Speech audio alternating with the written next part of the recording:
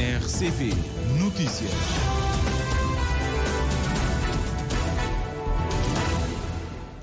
Treze horas em Cabo Verde, muito boa tarde. Vamos dar início ao Jornal da Tarde para esta terça-feira, abrir a conhecer os títulos.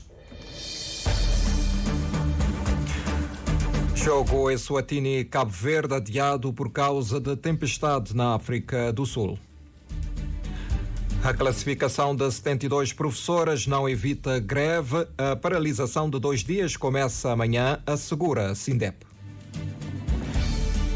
PCFR vai resolver disfunções criadas pelo PCCS de 2013, dizem SINTAP e SIACSA, sindicatos que representam funcionários da administração pública. Novo Plano Estratégico Nacional de Envelhecimento Ativo e Saudável em socialização hoje e amanhã na praia. 2 bebés do Hospital de Gaza morreram antes da operação de transferência da OMS para o Egito. Estas e outras notícias para conferir neste jornal, numa edição de Humberto Santos.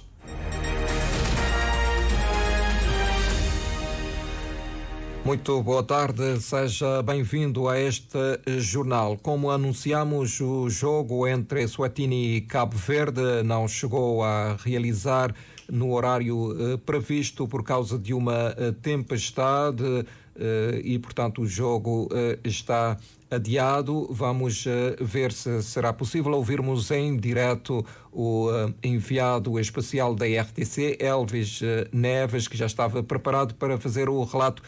Quais são, portanto, as atualizações sobre o jogo, quando é que deverá acontecer essa partida.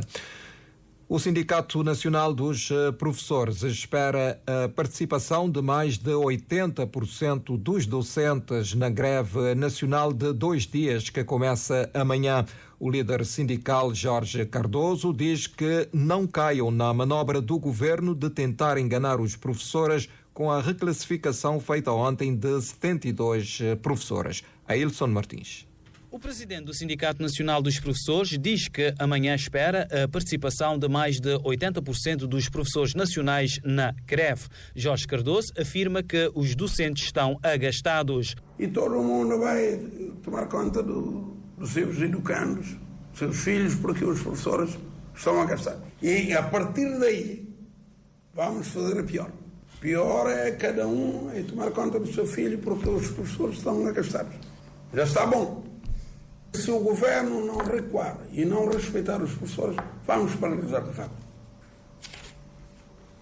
E estamos determinados para isso.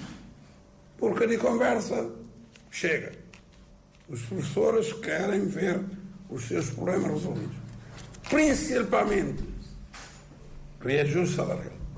Qual é o número de professores que estão à espera desta greve? Mais de que 80%. Não tenho dúvidas. Jorge Cardoso considera o despacho conjunto dos ministros da Educação, das Finanças e da Administração Pública, publicado ontem no Boletim Oficial e que autoriza a reclassificação de 72 professores afetos ao ensino secundário e delegações do Ministério da Educação, de manobra para enganar os professores. A publicação de reclassificação de 2020, 2021, 2022 tem que ser de uma vez. Manobra. Manobra de? Enganar os professores. Estão a resolver. Mas resolução, veja só, eu nem quero falar nas pendências, porque isso é uma obrigatoriedade. Poderíamos estar a meter o processo no tribunal, porque é uma injustiça incrível. E pensam que estão a fazer favor aos professores. Não, é um direito que os professores têm. A reclassificação, subsídio pela não noção carga horária, que estão a manipular, são direitos, e com direito retroativo. Portanto, isso é manobra, não é nada. Recordamos que os sindicatos dos professores estiveram reunidos no passado dia 15 de novembro com o Ministro da Educação, o Vice-Primeiro-Ministro e a Ministra da Administração Pública para a busca de um acordo para evitar a greve dos professores, mas que foi infrutífera. Desta forma, amanhã e depois da manhã, os professores estarão em greve. E um despacho conjunto dos Ministros da Educação, das Finanças e da Administração Pública publicado ontem em Boletim Oficial, autoriza a reclassificação de 72 professoras afetos ao ensino secundário e delegações do Ministério da Educação. A reclassificação justifica-se com a aquisição em 2020 de habilitações que conferem o grau de licenciatura. O primeiro jornal, aliás, a Rádio de Cabo Verde, sabe que mais 2 listas estão em fase adiantada de certificação e podem ser publicadas ainda este mês. São cerca de 120 professoras, 85 licenciados em 2021 e 35 em 2022. E assim podem ficar concluídas todas as reclassificações em atraso, nem mais que um dos itens que fazem parte do caderno reivindicativo que suporte a greve dos docentes que começa amanhã. E é já amanhã o arranque da segunda sessão parlamentar de novembro, uma sessão que tem o debate na especialidade, a proposta do orçamento do Estado do próximo ano como um dos pontos altos. A bancada do PAICV vai aproveitar a ocasião para, segundo o Julião Varela, propor aumento salarial para todos os trabalhadores. Independentemente de estarem na administração pública, serem no quadro geral ou serem no quadro especial, tendo em conta que o custo de vida com que debatemos neste momento, portanto, afeta todos os trabalhadores. Portanto, vamos propor que haja um aumento salarial generalizado para todos os trabalhadores, mas também para todos os pensionistas do regime da Previdência Social e do regime da administração pública. Além do aumento salarial, os deputados do PAICV vão igualmente sugerir um conjunto de medidas fiscais, porque, reconhece Julião Varela, só o aumento de salários não repõe o poder de compra dos trabalhadores. Que consiste, portanto, na revisão dos escalões do IUR, portanto, os impostos que cada um de nós pagamos. Vamos propor que o Governo atualize a tabela, portanto, de retenção, deduzindo 50% do valor da inflação. Portanto, naturalmente, representará, portanto, um maior rendimento disponível, portanto, para todos nós, para todos os trabalhadores cabo-verdianos, e que se junta, portanto, à percentagem do ajustamento salarial, aproxima-se, portanto, daquilo que é o valor da inflação que corrói, portanto, o poder de compra dos cabo-verdianos. Debate com o Primeiro-Ministro sobre políticas públicas e a proteção das pessoas é outro assunto de que os deputados se vão ocupar nesta sessão. Julião Varela admite a existência de algumas políticas de proteção das famílias, mas diz que não são suficientes. Seguramente, portanto, o Governo vai dizer que protege as famílias com o rendimento social de inclusão, mas o número, portanto, é extremamente significante, cerca de 5 mil famílias. Nós temos na extrema pobreza 13,1% dos cabo-verdianos. Vai dizer que a redução do preço da água e de energia, portanto, o preço social de energia, mas também que contempla o número insignificante das famílias, de maneira que nós temos vários outros setores que estão completamente desprotegidos, nomeadamente a questão dos transportes, um problema sério.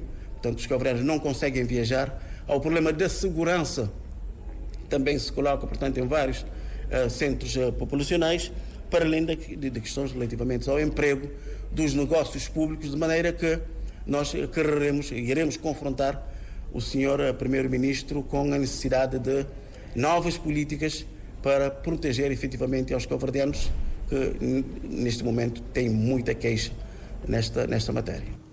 Preparar a segunda sessão parlamentar de novembro está também a bancada do MPD, que na voz da deputada Elizabeth Évora considera que a proposta do orçamento do próximo ano é realista. O Orçamento do Estado para 2024 reflete não só a coragem deste governo em enfrentar desafios emergenciais, mas também a sua sensibilidade em atender às necessidades da população.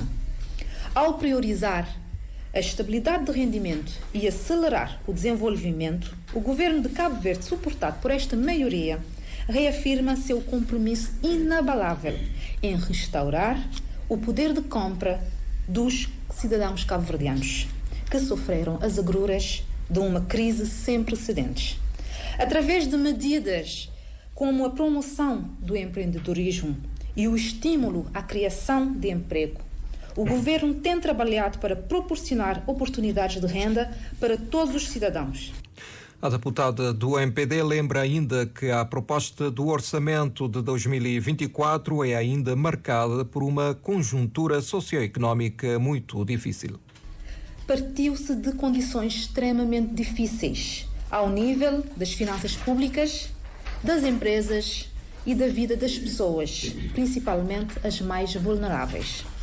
O governo de Ulisses Correia e Silva tomou decisões corajosas em momentos difíceis. O país está a crescer e temos um orçamento de Estado para 2024, que é o maior orçamento de Estado na história de Cabo Verde. Quanto ao debate com o Primeiro-Ministro sobre políticas públicas e a proteção das famílias, Elizabeth Évora diz que o Governo tem, face aos recursos disponíveis, trabalhado para proporcionar oportunidades de renda a todos. Porquanto a implementação de programas de proteção e inclusão social e a intensificação dos investimentos em áreas como educação e saúde são fundamentais para garantir uma distribuição mais justa da riqueza gerada nessas ilhas. Nos últimos anos, têm sido registrados vários ganhos em termos de proteção social, tendo aumentado as transferências às famílias diretas e indiretas em mais de 100% entre 2016 e 2023.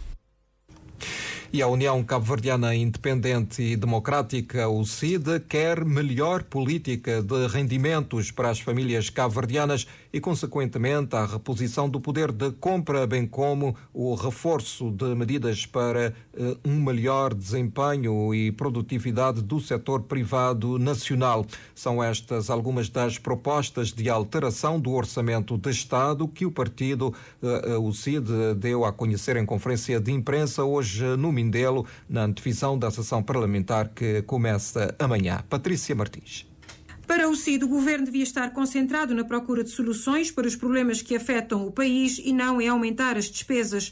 Por isso, diz João Santos Luís, perante os excessos do orçamento e a necessidade de reposição do poder de compra dos cabo-verdianos, a redução das desigualdades na política de rendimentos do país, torna-se necessário ter propostas de alteração para o Orçamento de Estado. Relativamente às políticas de rendimento, o Orçamento do Estado de 2024 deve estar preparado para suportar e pagar a diferença da indemnização, 620 mil contos, aos ex-trabalhadores da EMPA. Situação vergonhosa, porquanto a empresa foi fechada desde 2003 e, passados 20 anos, o património foi todo ele alienado e até ainda não aprovaram e nem publicaram as contas. O Orçamento de Estado de 2024 deve estar também preparado para suportar o pagamento do PIR, Preço Indicativo de Referência, acordado entre as empresas de segurança privada, o Governo e os sindicalistas. Deve ser recordado que o Estado é um dos principais infratores deste acordo. O Orçamento de Estado de 2024 deve também suportar os incentivos e indemnizações aos trabalhadores da empresa Justino Lopes, cujo processo de privatização tem estado a arrastar. A UCID propõe um aumento de 4% para o ano de 2024 para os funcionários e dirigentes que integram as carreiras do regime geral na administração pública e para os que não tiveram nenhuma percentagem em 2023, um aumento de 5%. Quanto aos pensionistas da administração pública e do Instituto Nacional de Previdência Social, a UCID defende a atualização das pensões. Pensões de 16 mil escudos a 33 mil escudos, aumento de 1.000 escudos. Pensões superior a 33 mil escudos a 51 mil escudos, aumento de 1.000 escudos. Pensões superior a 51 mil escudos até 100 mil escudos, aumento de 1.000 escudos. Por forma a ajudar um pouco na mitigação do impacto dos aumentos galopantes de preços em 2022 e 2023, a UCID propõe para o ano 2024 a redução do IRPS, IUR sobre pessoa singular, no mínimo de 2%. Relativamente aos pensionistas da administração pública e do Instituto Nacional de Previdência Social, cuja pensão é inferior ao salário mínimo nacional, a UCID propõe que durante o ano de 2024 nenhum pensionista enquadrado nestas categorias devam receber uma pensão inferior a 13.600 escudos. Nesta sessão parlamentar, a UCIT também irá propor um aumento da pensão dos idosos de 6.000 escudos para 7.500 escudos e para os militares da primeira incorporação de 1975.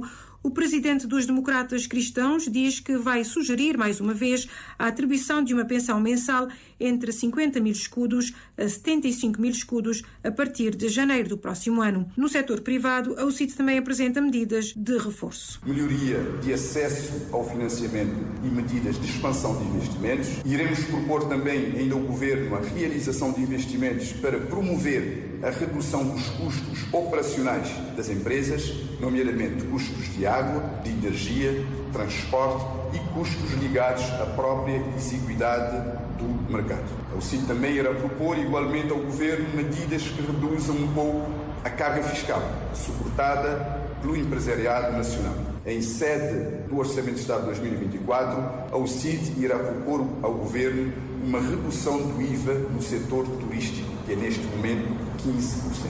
A UCIT irá propor igualmente ao Governo a isenção do IVA nas transações do gelo. Convém lembrar que o artigo 9.35 da Lei nº 81/2015 criou o IVA no gelo, mas que desde aquela altura este nunca entrou em vigor, pelo que iremos pedir a suspensão desta medida. Medidas que a UCIT vai apresentar na sessão parlamentar que começa